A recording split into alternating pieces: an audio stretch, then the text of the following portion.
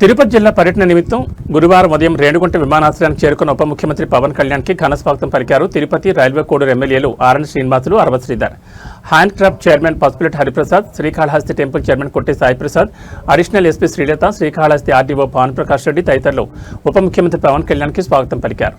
అనంతరం రైల్వే కోడూరు నియోజకవర్గ ఓబులవారిపల్లి, మొక్కవారిపల్లిలో వికసిత్ భారత్ గ్యారంటీ ఫర్ రోజ్గార్ అండ్ అజీవికా మిషన్ గ్రామీణ్ ప్రారంభోత్సవ కార్యక్రమానికి బయలుదేరి వెళ్లారు.